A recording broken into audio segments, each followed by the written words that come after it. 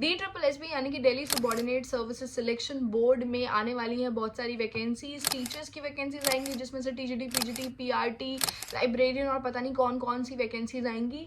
16,000, 20,000 इस तरीके की न्यूज़ आप अपने यूट्यूब पे काफ़ी दिनों से देख रहे हो ना। यूट्यूब पे नहीं, अब तो आपके गूगल फीड पे भी है, क्योंकि ये एक एल्गोरिथम होता है जो आप अपने यूट्यूब पे देखते हो, कुछ उसी तरीके का आपको आपके गूगल फीड में भी देखने को मिलता है।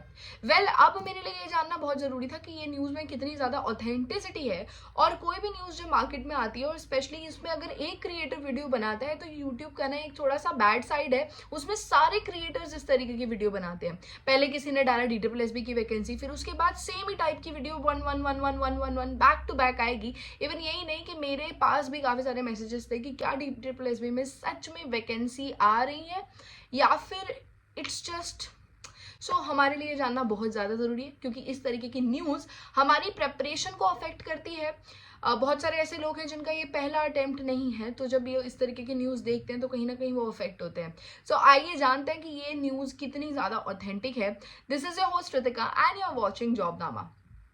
DSSB से लिंक करते हुए मैं आपको ले जाना चाहती हूँ 2022 में, जहाँ पे आपको याद होगा ये एक ट्वीट है एक मिनिस्टर का, जहाँ पे उन्होंने कहा था जुलाई 2022 में कि केंद्रीय विद्यालय और नवोदय विद्यालय में बहुत सारी वैकेंसीज पड़ी हैं और जल्दी से जल्दी इन वैकेंसीज को फिल करने का काम कर दिया जाए।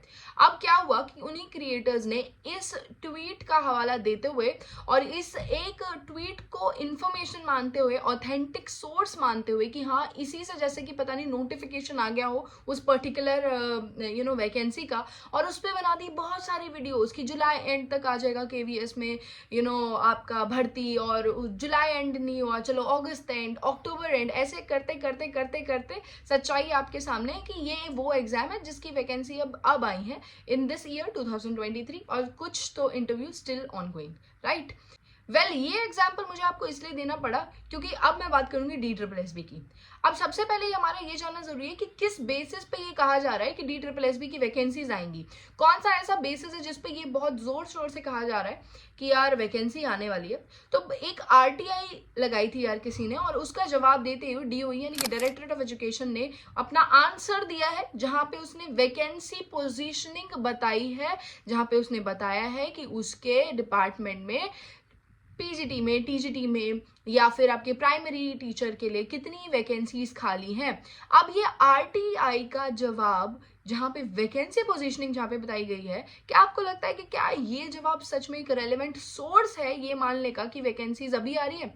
इसी सोर्स का हवाला देते हुए मार्च एंड में वीडियोस बनना स्टार्ट हो गए थे कि इतनी इतनी वैकेंसीज पोजीशनिंग दिखा दी हैं, जहाँ पे सेंशन पोस्ट इतनी है, जहाँ पे वैकेंट पोस्ट इतनी है, गेस्ट टीचर इतने हैं एंड सो ऑन, और अब आएंगे आपकी वैकेंसी। क्या आपको लगता है कि सिर्फ और सिर्फ एक RTI का जवाब एक ऑथेंटिक सोर्स होता है ये मानने के लिए कि आपके आने वाले महीनों में आपकी वैकेंसीज आने वाली हैं? अभी काफी सारे लोग ये कहेंगे कि मैम कोर्ट ने भी तो ऑर्डर दिया है, कोर्ट ने इन लोगों को बोला है कि वैकेंसीज निकालो, कोर्ट ने इनको एक अल्टीमेटम दिया है, ये टाइम दिया है कि इतने टाइम तक आपको ये पूरा करना है, वो पूरा करना है। ऐसे अल्टीमेटम्स हर साल दिए जाते हैं और जिस ड्यूरेशन में दिए जाते हैं, आपको क्या लगता है कि कोर्ट का एक ऑर्डर आता है और कोर्ट को बोला गया कि निकालो वैकेंसी, तो कोर्ट क्या सिर्फ उसको पत्थर की लकीर बना के भेजता है? क्या कभी डिपार्टमेंट अपने सेफ्टी के लिए या उसके इंटरनल प्रॉब्लम्स को कोर्ट के साथ शेयर नहीं करता होगा कि मेरे डिपार्टमेंट में कुछ ये इंटरनल प्रॉब्लम्स है, मुझे ये प्रॉब्लम हो रही है, या फिर ये अरेंजमेंट करने में मुझे दिक्कत हो रही है वैकेंसी निकालते टाइम में, मुझे थोड़ा और टाइम ग्रांट दिया जाए, मुझे थोड़ा टाइम और दे दिया जाए? आपको क्या लगता है कि सेम प्रोसीजर केंद्रीय विद्यालय ने नहीं दिया होगा? केंद्रीय विद्यालय के ऊपर भी बहुत सारे केसेस थे, बहुत सारे RTI के जवाब उन्होंने दिए, बहुत बार कहा गया कि आप वैकेंसी निकालिए, इतने टाइम तक निकालिए। ये ट्वीट उसका ही एक एग्जांपल है, मतलब इतने बड़े लेवल तक बात गई थी कि मिनिस्टर्स ही खुद कह रहे हैं। डू यू रियली थिंक कि एक डिपार्टमेंट के पास कुछ नहीं होता अपने डिफेंड में कहने के लिए? 3 साल में मैंने यही सीखा है कि जो चीजें पेपर तक आती हैं, पहले तो वो पेपर तक ही मुश्किल तक आती है। वैकेंसी आएंगी, डेफिनेटली आएंगी, पर वो अप्रैल में जिस तरीके से नहीं आई ना यार, जुलाई में भी उस तरीके से नहीं आएगी। कोई चीज जब तक पेपर तक आती है ना, वो ही कितना टाइम बाद आती है, और उसको ऑन ग्राउंड रियलिटी तक आने के लिए वक्त लगता है। 4 या 5 महीने लग जाते हैं, कई बार 3 लग जाते हैं, कई बार 6 लग जाते हैं, क्योंकि हर बार डिपार्टमेंट के पास कुछ ना कुछ रीजंस होते हैं अपने आप को डिफेंड करने के लिए या फिर अपनी प्रेजेंट सिचुएशन को एक्सप्लेन करने का चांस हर किसी को मिलता है और कोर्ट में भी मिलता है। और आरटीआई का जवाब जो ये जो आया है कि इतनी वैकेंसीज हैं, ये तो बिल्कुल भी ऑथेंटिक सोर्स नहीं है। ये सिर्फ एक उन्होंने उत्तर दिया है कि हमारे पास में इतनी पोजीशनिंग है, इतनी वैकेंसी है। आपको याद है ये खबर भी आई थी कि डीओई नहीं, डीओई के साथ तो मर्ज होके आएगा एमसीडी का एग्जाम, एमसीडी की भी वैकेंसी आएगी, फिर डीओई की भी आएगी, फिर दोनों की मर्ज होकर आएगी, और ये और ये और ये। यार बहुत कुछ हो रहा है। अब मुझे ये वीडियो क्यों बनानी पड़ी, मुझे दुख ये होता है कि क्रिएटर्स का कुछ नहीं जाता। जैसे अगर मैं एक क्रिएटर हूँ, मैं तो कुछ भी बना के डाल रही हूँ। प्रॉब्लम किसको है कि जो यहाँ पे व्यूअर है, यानी कि जो एक स्टूडेंट है जो ऑलरेडी प्रिपेयर कर रहा है किसी ना किसी एग्जाम के लिए, वो कितना अफेक्ट होता है ये सारी न्यूज़ देख के। अब हमारे पास में दो तरीके के व्यूअर्स होते हैं यार, या दो तरीके के स्टूडेंट्स होते हैं जो किसी भी सरकारी नौकरी की तैयारी करते हैं। एक वो लोग होते हैं जो पहली बार किसी भी एग्जाम को देने के लिए बैठते हैं।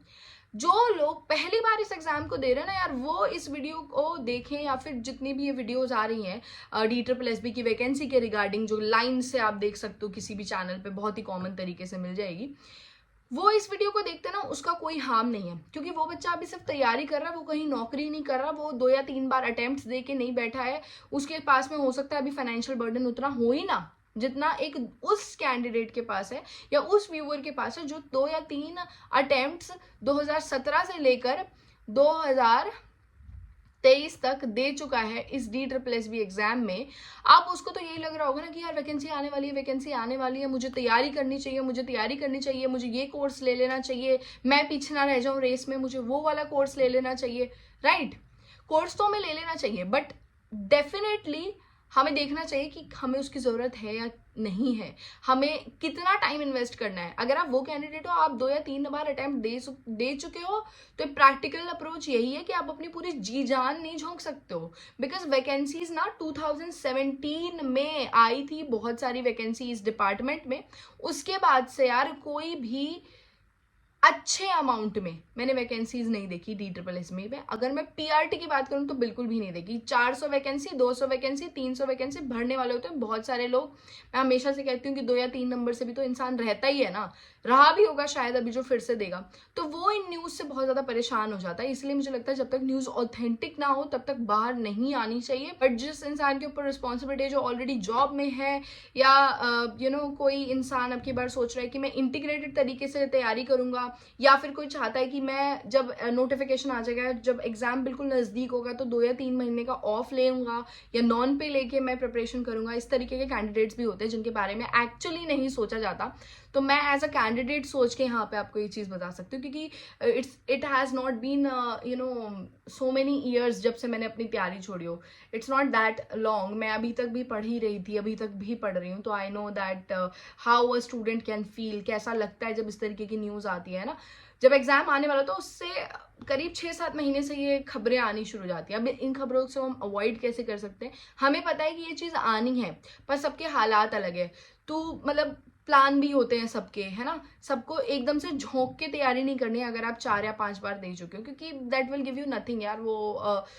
क्योंकि इतनी सी चीज़ के लिए आपको जाके लड़ना है, पूरे तरीके से लड़ना है। बट अगर आप कई बार लड़ चुके हो और आप ऑलरेडी कहीं वर्किंग हो, तो आपको बहुत ही ज़्यादा प्रैक्टिकल तरीके से चलना है। इसलिए ये चीज़ें आपको अफेक्ट कर रही हैं राइट नाउ। मैं फिर से कह रही हूँ, जिन्होंने आज तक एक भी DSSB का एग्जाम नहीं दिया है उनके लिए कोई दिक्कत नहीं है, रोज़ देखो ही ज़्यादा वीडियो देखे। तो मेरा अभी तक यही मानना है कि 3 या 4 महीने और लग सकते हैं इन वैकेंसीज़ को आने में, क्योंकि अभी तक ये सिर्फ पेपर पे आया, नोटिफिकेशन अभी तक नहीं आया है। बहुत सारे मामले अटके पड़े हैं जिनको सॉर्ट आउट करके फिर ये इन वैकेंसीज़ को निकालेंगे। तो एटलीस्ट जुलाई एंड तक तो हम वैसे भी एक्सपेक्ट नहीं कर सकते हैं, और एग्जाम तो हम क्या ही कर सकते हैं DSSB से, कब होगा। ये थी एक छोटी सी इन्फॉर्मेशन, ये तो मेरा एनालिसिस जिसको मैंने कनेक्ट किया काफ़ी सारे प्रीवियस सिनेरियोज से। अपने एक्सपीरियंस से यार मैंने सीखा, जब मैं खुद इन सब एग्जाम्स को देती थी तो कैसे ये न्यूज़ आती थी, कैसा मुझे महसूस होता था, कैसा एक इंसान को राइट नाउ फील हो रहा होगा जो DSSB के लिए प्रिपेयर कर रहा होगा, वो मैं जानती हूँ। इसलिए मुझे लगा कि ये ज़रूरी है। I hope that you all like this video. जितने भी ऐसे लोग हैं जो इस समय DSSB के लिए प्रिपेयर कर रहे हैं, मुझे लगता है कि ये वीडियो उनके लिए काफ़ी ज़्यादा हेल्पफुल रहेगी। आप शेयर कीजिए इस वीडियो को उन लोगों तक जिनको इसकी एक्चुअल में ज़रूरत है। और स्टिल अगर आपको लगता है कि आपके कुछ डाउट्स रह पाए तो यू कैन कॉमेंट डाउन। आप इस वीडियो के नीचे कॉमेंट सेक्शन में जाके कॉमेंट कर सकते हैं। मैं कोशिश करूँगी उन सबके जवाब देने के। This was your host Ritika. You watched Jobnama. I'll meet you in the next episode. Till then, keep preparing and keep hustling. Bye-bye.